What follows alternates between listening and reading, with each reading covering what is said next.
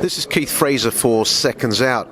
I'm here with Chris Eubank Jr. just after the press conference of the upcoming fight between Chris Eubank Jr. and George Groves. Chris, great to meet you again. Happy to be here. Happy to be preparing for fight of the year next year, 2018. Well, I think this is a great fight. I mean, we are now at the business end, if you like, of the Super Series, World Boxing Super Series. A lot of people say this should be the final. But nevertheless, this is a big fight. All the fans are salivating. I have to say, during the press conference, you looked super confident. And you almost to the level of dismissing George Groves' ability in any department to trouble you. Surely this is a step up, and there will be areas that you know about and we know about that could be a problem to you, yes?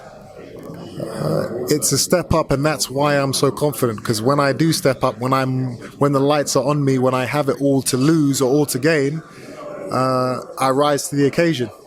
I don't let the gravity of the situation get to me. I use it to my advantage to make me fight harder, to make me train harder, and that's where I get my confidence from. George Groves is mentally not as strong as I am, and I believe that will affect him in the fight.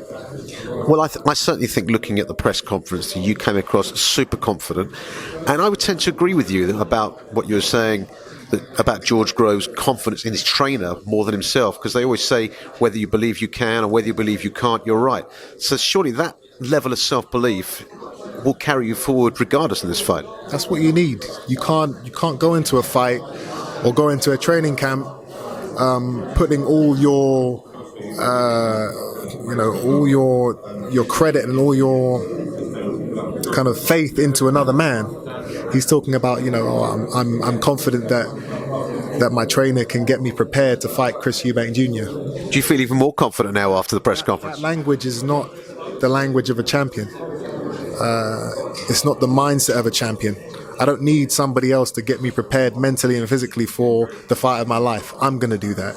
Yes, you have your pad man. Yes, you have your advisors, your trainers that will direct you or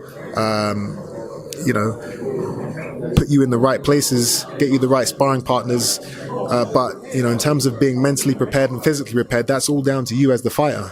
So you shouldn't be talking about, my trainer's going to help me get there. No, I'm going to help me get there. What strengths do you see in George Groves in comparison to other opponents? I mean, yes, he's probably the toughest opponent that you've had so far, or certainly the biggest name that you're going to fight so far. What are his strengths that you feel would be superior to what you've been up against already? He's an all-round solid fighter. He doesn't excel in any way, shape or form, in my opinion, in terms of attributes. He gets the job done. He gets by. He doesn't impress me. He doesn't worry me. He doesn't do anything that I think, okay, I'm going to have to watch out for that. Speed, stamina, strength, chin, grit, determination. These are all attributes that I excel in and that he does not. And that's where I get my confidence from, knowing that I can be a better fighter than him in pretty much every single department. This is obviously an interesting division because this isn't even the final, this is the semi-final, and everyone's really looking forward to the fight. The fight's a sellout. Potentially Kenneth Smith in the final. How do you see your future? Because you've come from the middleweight, you're fighting at super middleweight. Where do you see your future? At middleweight, there's some big fights still. You've obviously got some unfinished business with Billy Joe Saunders, Triple G still there. And then at super middleweight, potentially the one man who didn't enter this tournament in James DeGale. Yeah, DeGale has popped up and said that he wants to fight the winner of the tournament. That's a fight that the public have been demanding for a number of years now. It's a fight I want. He has a belt, he has a title, he has the name.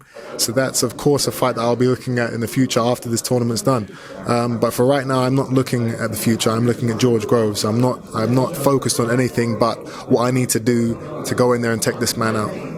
Well, we wish you the best of luck. It's been great talking to you, and I'm looking forward to the fight. Good luck, Chris.